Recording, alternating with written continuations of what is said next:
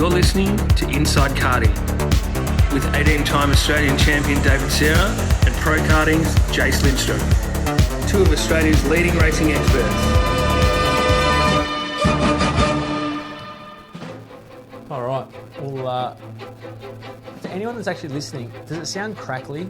Can you guys hear any crackling? Because it's quite crackly through this through his headphones. 1 second, wait for Jace to bump in here. With these sort of chats with Inside Karting, the more people that can okay, sweet, thanks, Pace. The more people that can actually hit us up, questions. We need this to sort of be a bit of a back and forth, so we can actually try and make it encouraging, learn from it. Okay, hang on. Pro Karting's declined me. That's a good start. Intermittent. Okay, quite good. All right, I'm not sure. I'm just going to have to put up with it as we go. Give us 1 second. I'm not sure why Pro Karting's declined the chat when. Let's see what's going on.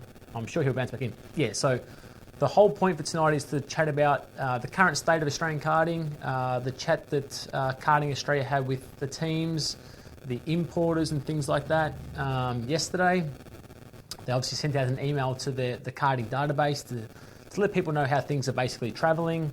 So yeah, we basically want to be talking about what was taking place, how the AKC is going to be looking, the starting of. Hang on, he's connecting in now. How are you, Jace? Bang, how are we? Yeah, good, mate, good. Hey, so I was just saying to the guys that it's going to be sort of proactive in regards to. We need the people who are following us to ask us questions so we can try and help them out. And obviously absolutely. We're going to be trying to talk about AKC, the club racing, how things are looking for kart shops and things like that. Yep. So obviously from the chat that I was just saying that the karting industry had yesterday between Calvin O'Reilly, Lee Hanachek and some team owners and importers, the biggest thing off the bat was basically from people's questions we've got today is how the AKC is going to be looking moving forward. So you just want to provide a little bit of light into the AKC moving forward. Yeah, so they, I suppose there was only a selected few that spoke highly about AKC. You know, it was more, there was a lot of us were more, I suppose, driven towards the club level. But there was a few that were asking about the AKC. And Calvin's words were that he can't see much interstate stuff happening until September. Yep. So if that's the case, we really need borders to open before we can do anything. Yeah, sure. And that's where he's looking. I'd assume that's where he's looking, you know. So, but their intentions were to. He didn't think it'll get underway until September, but he did mention, him and Lee said they would want to complete the AKC Nationals in its entirety. You know, so which if we're starting in September, for mine, it's probably a little bit of a push to do another 4 rounds of AKC and another 4 rounds of Pro Tour in that time frame. You know, so that I think that's something that's going to have to be looked at in not completing the whole of the AKC. Obviously, there's been a big emphasis on trying to push club racing first. We want to be seeing, you know, karts on the track, whether it's from practice, racing point of view. So it's important for us to be supporting your club races, whether you weren't racing club races beforehand because you thought you were at a different level or, you know, you were putting your commitment into testing or something like that. We really need to hit the ground running when we get back to being able to race and support the clubs because that's our little community. We need to be supporting, our local club races. Yes, definitely. And I think your let's say intervention that you had yesterday about clubs getting on board and just flicking their MyLaps on or their speed hive on. Well, maybe we'll mention that actually. Yeah. So that's you mentioned it. It was your idea. You brought up. You come up to yesterday, and it was very well received by everybody. Yeah. So to everyone who's listening, my idea was with the limited capacity we're going to have to get back into club racing, whether we're going to be allowed to have 10 people at the track or 50 people, for example, not everyone's going to be able to race straight away. So one of my ideas was that if kart tracks have their MyLaps turned on, we can sort of have mini competitions where basically, you can just drive around on a practice day in a limited capacity that you have with the people there. And then MyLaps brings up the fastest laps of that day. And then over the course of, say, a week or a month of competition, we basically try and have it so it's your fastest lap wins. It's like a qualifying session, but we're just trying to keep some sort of level of competition happening. Yeah, absolutely. And I think that's a good thing because when we come out of this, at the start of it, we're not going to have 50 go-karts at the track at the one time. We're not going to have 100 go-karts at the track at one time. We're going to have, I would think, maybe 10 to 20 people, And another thing that they iterated was that clubs look at doing split days. So 15 to 20, whatever the state rule is, government rule is, have from 8 o'clock to 12 o'clock. Then they sub out from 12 o'clock till 5 o'clock. Bringing the next a new 20 group. people come in. So new group come in, instead of 20 guys going all day, you've got 40 people, or you make it 25 to 25. Whatever our government says we can have in an outdoor space, but split it up. Don't hog it for the whole day. Split it up. Get everybody out there, so everybody can have a go. The good thing of that is as well is that between your club you can speak. Get the kids in the morning, get them out, and then get the seniors in the afternoon. Like try and pair it so you're driving with people that you normally compete against and you race against. Let's help each other out when we get back into racing. I saw Troy Hunt commented about the social days. Like we're going to be trying to push the social days. Try and make them fun days. Again, 4-stroke karting. Get the cars out on the track just to basically start driving again. Yeah, absolutely. For the basic karter needs to be able to get out and drive. I think that's a big point that everyone, and they were stressing it quite highly at our hookup we did, was just let's just focus on getting the tracks open, and not think big picture too much, just the small picture at the moment. And so also that it's not a Karting Australia reason why the tracks are closed at the moment. It's a state and federal government. That's the ones who are implementing these rules. And some people have asked, why can't Oakley or Todd Road be open because we're allowed to have 2 people at the track? The difference is it's a father and son going down the track. People have got to use the facilities, so we still need someone to go and clean the toilets out or mow the grass, and it takes volunteers. That it's non-essential work. Like we shouldn't be going out there and trying to promote that one kid can go out there and then 3 hours later another kid can go out there. Like for now, we just got to abide by the rules and just try and ride this thing out as quick as we can. Yeah, absolutely. As frustrating as it is. What other questions did you have coming through from earlier today? So one of the questions, do you think there'll be enough time to finish AKC? If they're looking at only starting in September, no. I don't think that's viable for anybody. Yes. I think it puts too much pressure on things. So I think in turn it's going to have to be either shrunk or postponed or just whatever to suit the what's happening in the situation, Another thing that was brought up was obviously with the testing that's going to be, because obviously people like to test for these bigger races to see, how they're going in the lead up. One of the thoughts was to maybe look to going at no testing leading into an AKC race. What are your thoughts behind that? Yeah. Wow. We all used to do it when we were in juniors. You used to do it. I used to do it. Admittedly, we might have went at a national event. It was a one-off event, but we never used to go test there beforehand. We might get there on the Tuesday or the Wednesday and practice. So, but we never travelled interstate. Like I raced many state titles interstate when I was a cadet. And junior, I never once went interstate to test. So I think it's good. It makes it only one trip up there. So even with the guys who are... we can see some of the comments that's coming through.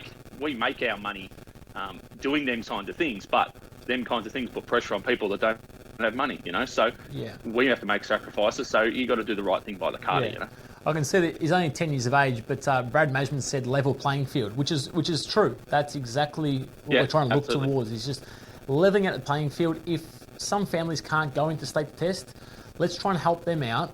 Let's allow them to race, obviously at the big races. But basically, let's just try and keep people so we're competing on a level playing field.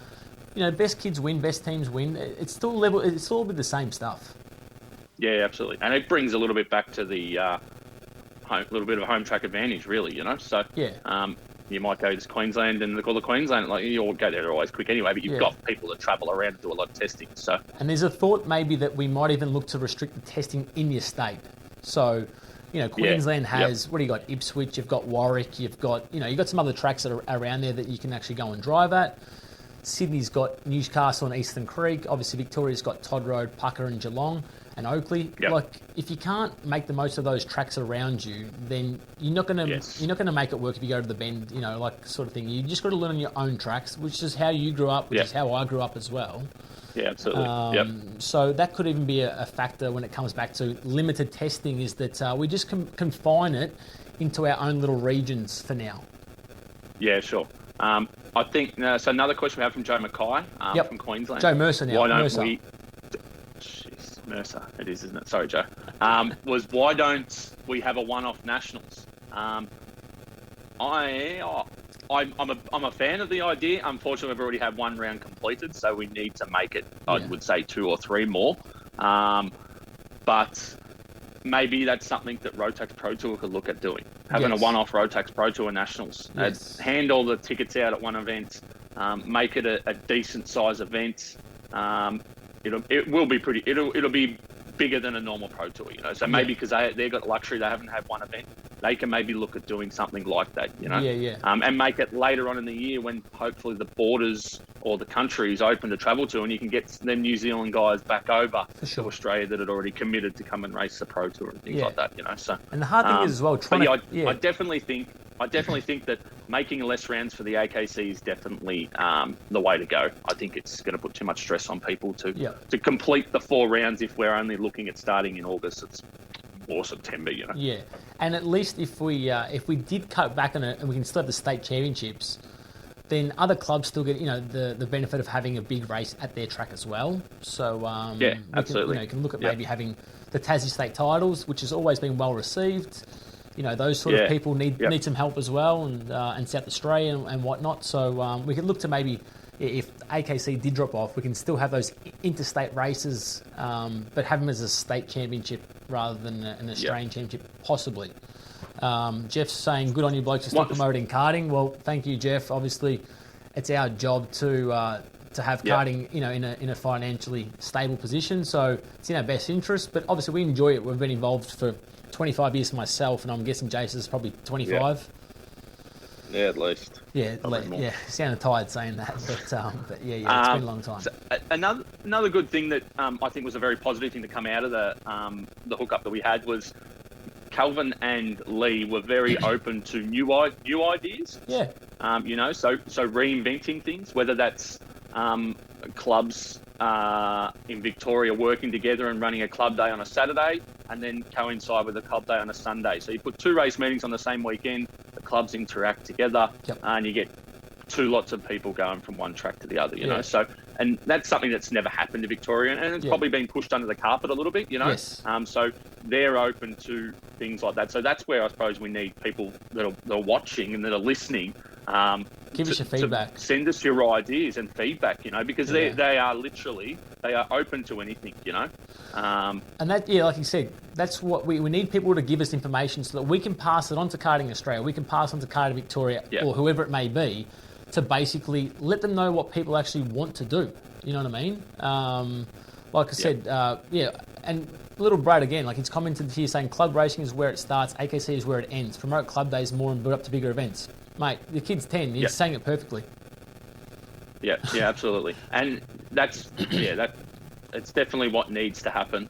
And it's where everyone needs to focus, But don't be afraid to ask us because, and again, they were open. The 2 of them were very open, and like they were extremely happy with what we're doing, what you're doing with social media and karting and building the profile of it. So they want to work off Instagram and things like that, and I suppose an outsider's point of view or a karter's point of view as well, more to the point.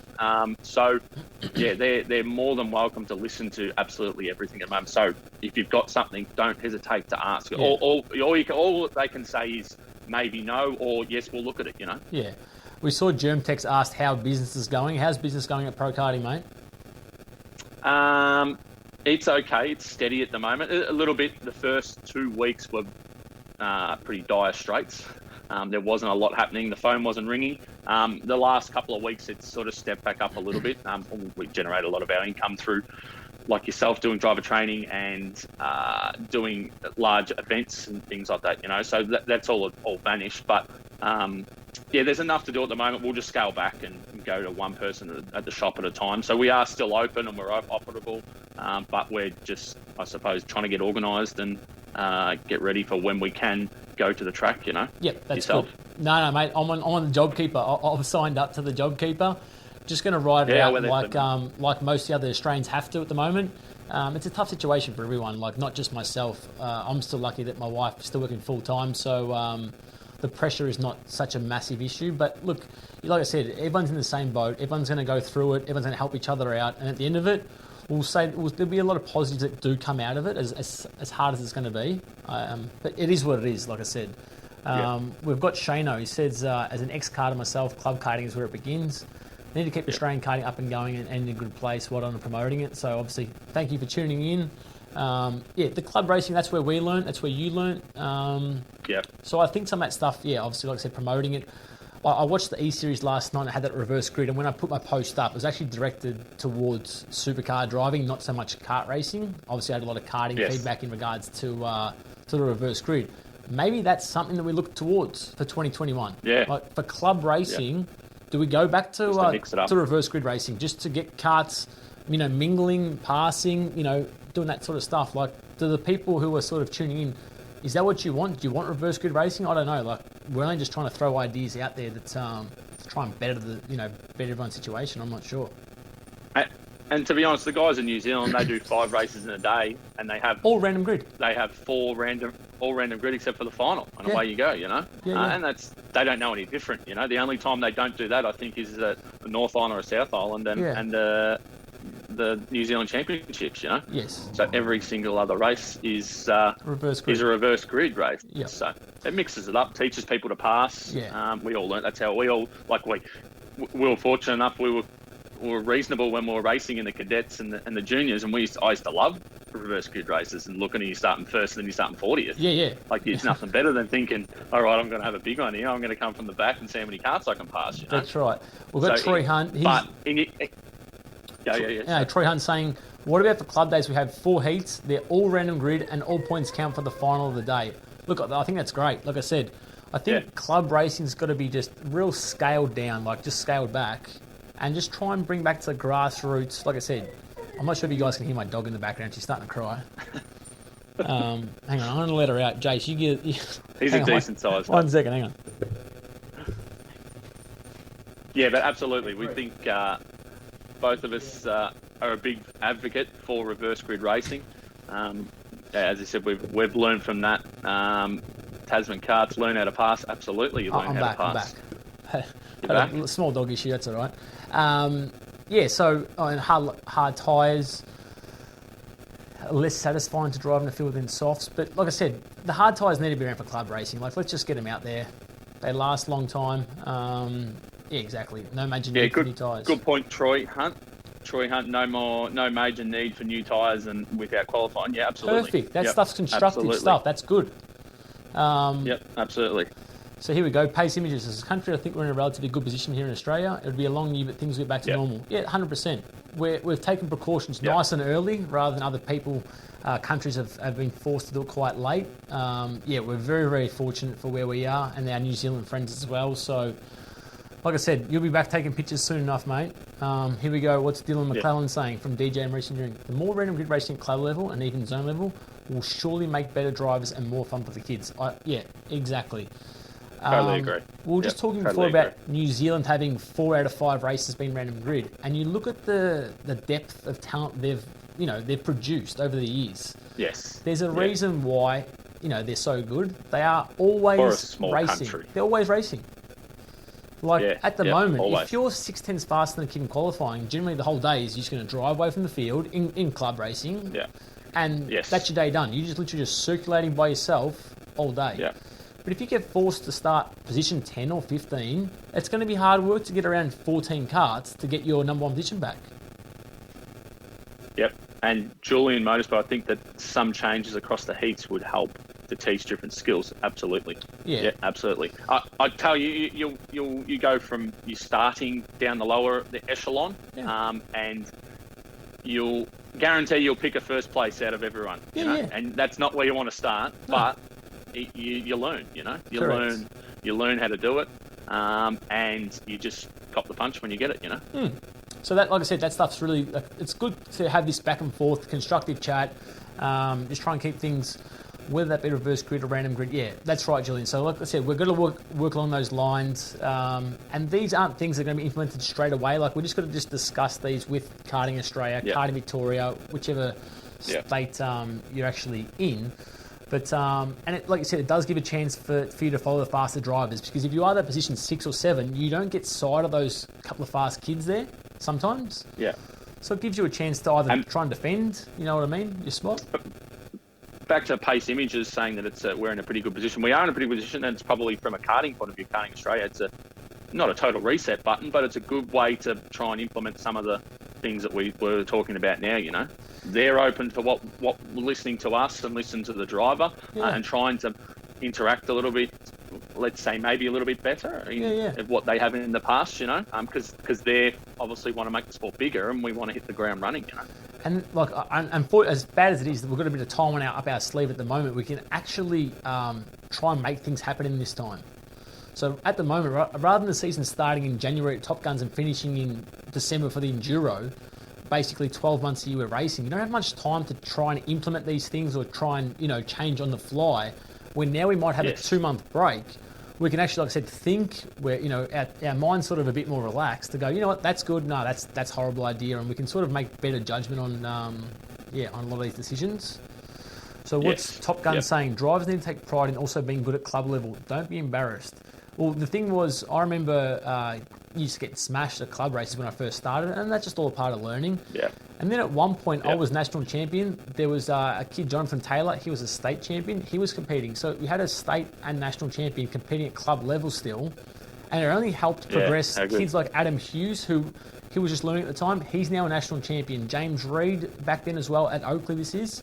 And I'm sure it's the same at any other club in the country who's had national champions racing at club level. For the first few races, it's tough for those other kids. Don't get me wrong. Yeah, absolutely. But absolutely. If you do want to enjoy the sport and you want to learn and you want to become the best, you've got to actually race against fast kids, which you might not get the opportunity to if you can't afford to go and race an AKC championship.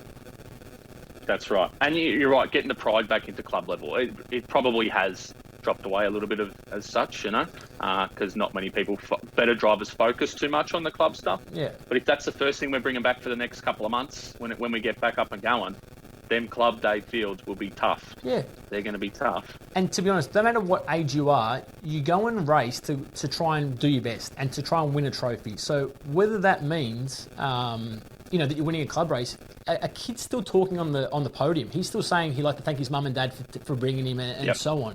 So it does mean a lot.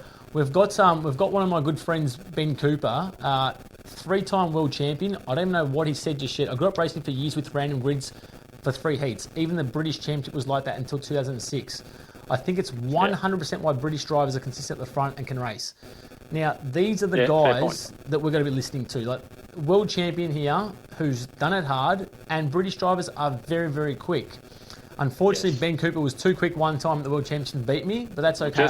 Just one time. I'll forgive you for that. But he brings up a very valid point there in regards to making it random.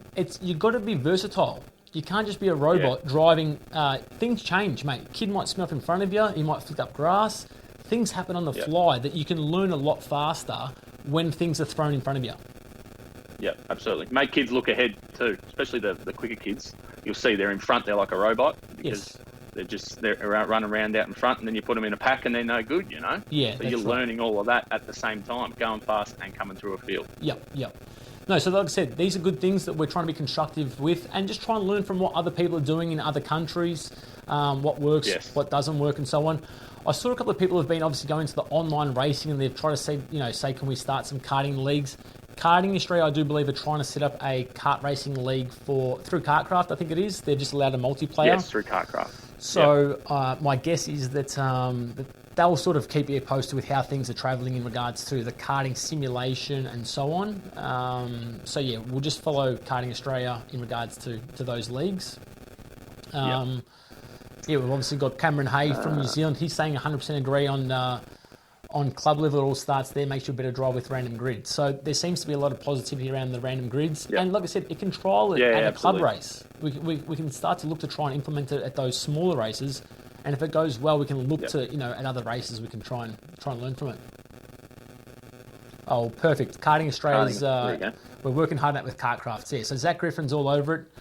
I know he tunes into some of these episodes we've been doing. So now people just worry about being fast in qualifying. When they're qualifying bad, their weekend is over. Racing means overtaking, not circulating.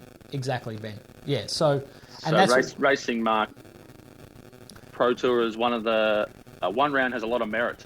It would bring more competitors back to it. Maybe AKC needs to show one to look similar.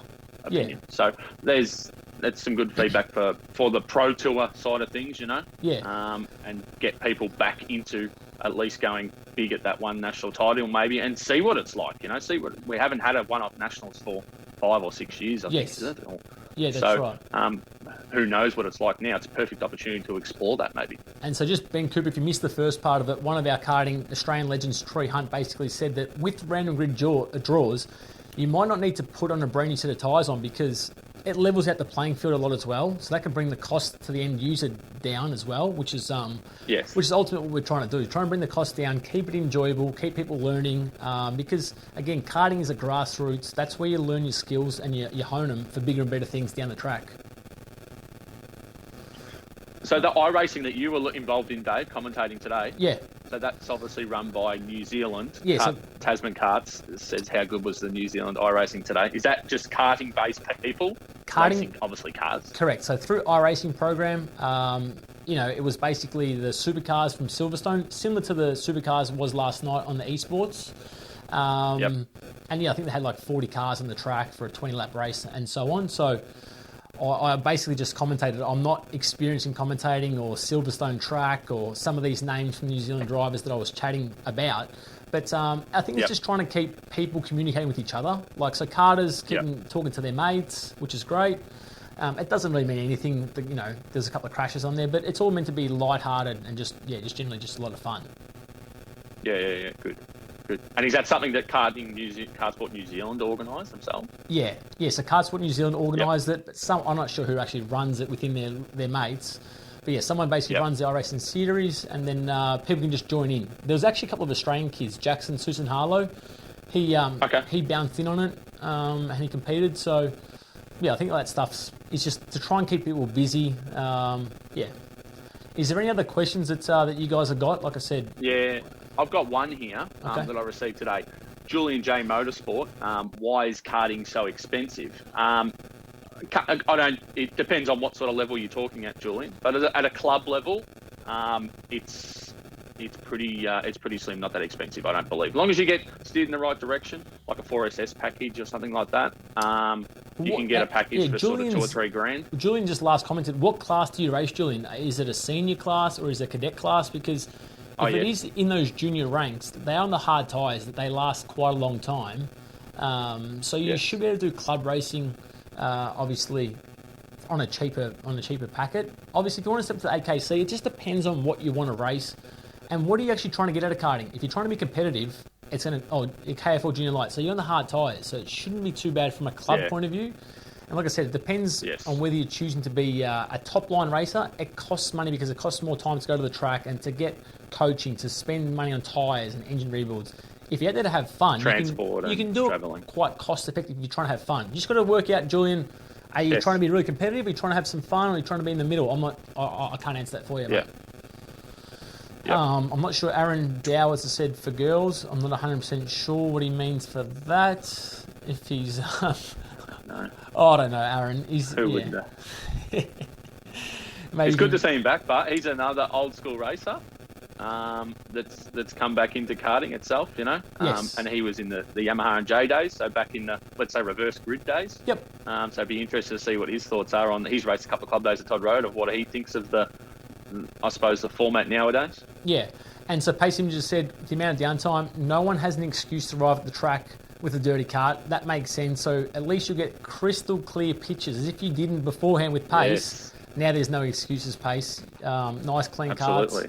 Let's just hope we see plenty of karts out for these club races when we get going. Do you have anything else, mate? Is there anything else we want to touch base on? Do you think... this is from a Lindstrom.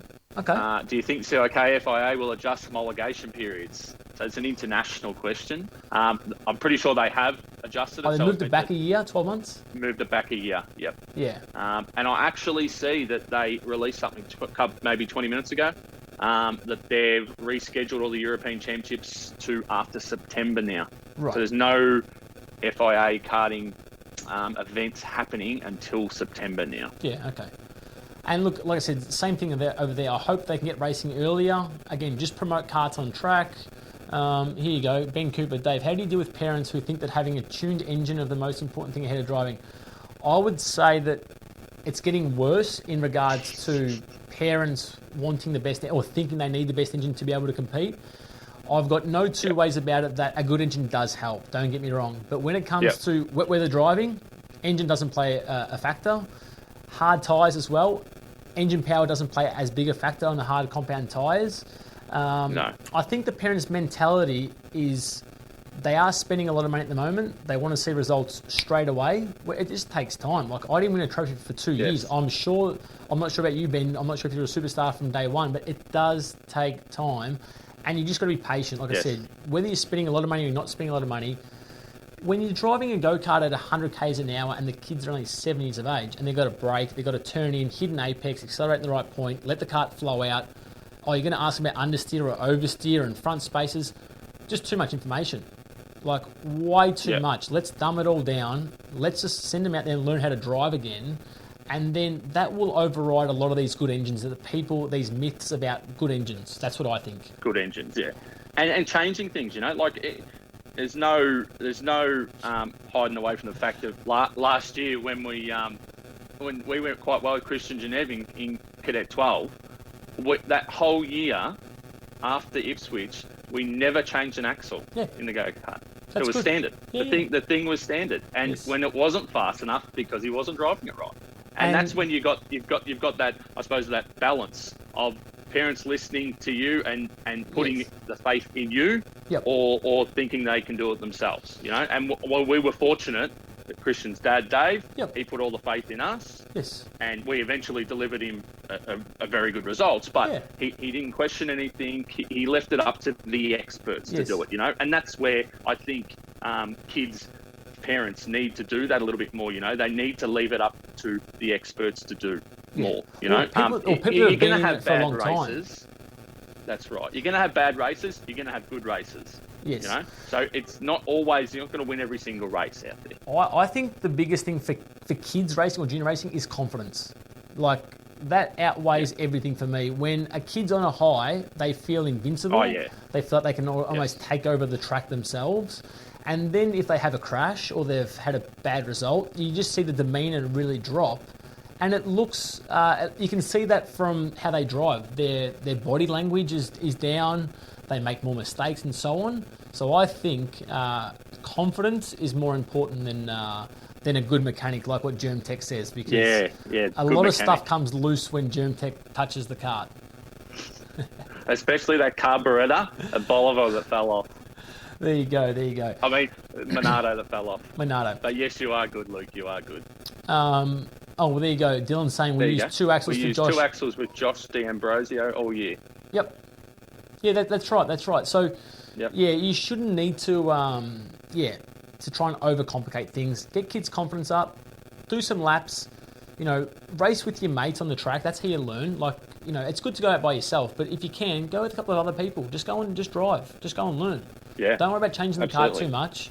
And I suppose if your father's out there that are listening too, and you are getting advice from people like myself or Dave, let us give the kids the advice. I suppose we've had a lot of experience in mentoring kids and getting kids fast. I think it's you put the faith in us, and we will get results. It's proven. Yeah. Oh, that's good. Is there anything else that anyone wants to sort of know any information about for tonight? What are we thinking, Jace? What else if anyone has any questions or anything they want to shoot through, more than happy to try. I have got a question. Yep. So from Luke Dillon, a club racer. Okay. He races restricted X30 and he competes at one or two large meetings and around 8 club days a year. Wants to move to KA3 and I suppose, wants to know the rebuild cost between an X30 and a K8 100. That's up your alley, mate. Yeah. Yeah, not a whole lot of difference, mate. To be honest, a rough time span is 8 to 10 hours. They claim 20, but you can probably push them out a little bit longer than that. But that's where we advise our customers to do it. 8 to 10 hours. That's whether that's an X30 or a K100. All the parts are the same. So cost for rebuilding the engine is the same, and time frame is very similar. So I suppose if you're a club racer and you want to race against decent sized fields, more just assess what the fields are at your club, and then make a decision from there. You want to race against a better quality field rather than a smaller quality field. So I'd make a decision on that. Yeah. So Germs asked, was there any talk about membership and license? So Karting Australia has given us 3 months, like a 3-month sort of extra on our licenses. It's not a membership. It's not up to them for membership. It's up to the state organisations, I believe, for membership. Is that right, Jace? I can't recall exactly. Yeah, it was. And I actually spoke to Steve Pegg from Puckapunyal today just about some other things and getting the ball rolling and things. So they're trying to hopefully have all the Victorian clubs on the same page. So because they've left it up to the clubs to do what they want to do. Yeah. So whether they do 6 months or 3 months, so they're all the thinking around it is 3 months, pro rata on your next membership. So, and they want to make all the clubs do all the same. Brad Management has said when we see KA release a calendar for 2020, maybe they go into 2021, as in Jan when they have Top Guns and testing. So again, that could be an option that they're already looking towards. We know supercars and other motorsport industries are possibly looking to extend the 2020 season out to an extra month or 6 weeks. I've got no idea. And another thing that someone actually brought up today, I can't recall. What about with the age brackets of classes? You know how you have to move up, whether it's Cadet 9, Juniors, Cadet 12? Yeah. Do we know what's going to happen? I'm not sure. Yeah. We never... I forgot to ask. Don't know. And it's something that probably needs to be, I suppose, looked at, which I'm sure it will be looked at. And I think Steve Taylor brought up that last Instagram feed we had. So I don't know. And I'm sure that next episode we'll chase that up and try and get a bit of an answer for some sort of explanation or what they're looking to do. Yep. Are you all good otherwise? I think that's... other than that, I think that's roughly about it, I reckon. All right, so I reckon we just wrap it up from here. Cadet 13, that's what Miley Miller said, Cadet 13, yep. And I reckon there'll almost be a couple of kids shaving in Cadet 12 by the end of this, I reckon. Yeah, just about the nearly is now, some of them. Yeah, all right. Like I said, if there's any questions, shoot through for the next sort of minute or so. Otherwise, me and Jace are going to keep going. I think and it was nice and creative tonight. That's right. Constructive. But yeah, like I said, this information will then take on in regards to putting it to Karting Australia, to Karting Victoria, and so on. It doesn't mean they're going to happen. It's just they want to listen to what karters want. We want to try and be able to be the middleman so we can actually find out what you guys want and try and speak to them. Everyone's going to try and learn on the fly here. We're going to try and do things differently if possible to make it successful. But where you can, I want to try and stress this, try and promote karting. You know, whether it's just putting up a picture, just so more people see about kart racing, you know. Hey guys, I'm missing kart racing. How good was it when I was racing? Just little things like that, they can go a long way. That's, I said, we've got, say, 2 or 3, 4, 5,000 drivers in Australia. If 5,000 people start hitting people's social media feeds with their go-kart or their first trophy, why don't we do a challenge where you put up your first trophy? Or a hashtag. Get a hashtag going. Something. Maybe Karting Australia gets a hashtag going. That's right. So these are sort of things that we're trying to look to improve, to try and promote. Keep your socials active, all that sort of stuff. You know, like I said, I've been trying to wing it with some of these guys I'm speaking to. I've got no idea who some of them are, but we're literally just trying to do it to try and promote karting and to try and listen to people. And like I said, Karting Australia, well done, Jason Dave, great ambassador for our sport. Stay positive and we'll get through it. Exactly. No problem. I think that's about it, mate, for tonight. Yeah, there was one up here, the Miller 46. When do you think we'll be racing again? Your questions, we can't answer it. Well, obviously, soon in Victoria, as soon as they lift the social gathering, distancing, social gatherings, they will open the tracks. Yep. Whether that for how many people, we don't know. Until they tell us what the restrictions are on social distancing and the gatherings. So your guess is as good as ours at the moment. All we're going to do is wait, sit it out, keep these things kind of active and keep karting Yep. in the socials, Okay. and go from there. All right. So, like I said, for my challenge is to basically, if you can get your first trophy that you've ever won, I've got no idea how I'm going to find that picture, but I'll do my best to go to my mum's house, get mum to send me a picture of, try and promote something about your first trophy that you've got. We'll try and see if we can get that kick started, and once it gets going, it'll keep flying. Like, it'll go around the world. We'll get New Zealand guys onto it. Benny Cooper will get his Canadian mates and his English mates on it. Try and promote karting when you can, so you'll get your first trophy, or get a trophy. Just put yourself up with the trophy. We'll do that. Or your favourite trophy, or the one you've still got. I've got one trophy in my house, and that's the Australian Championship I won in 2016, KZ2. It's going to be my last Australian Championship I'll ever win. That's the only trophy I have in the house. So I'll get a picture of that up, and then we'll kickstart it from there. All good? Good, excellent. All right. Thanks, guys. Thanks, Appreciate Jace. the feedback, and thank you. All Keep right. us updated. Keep in touch. See you, buddy. Bye.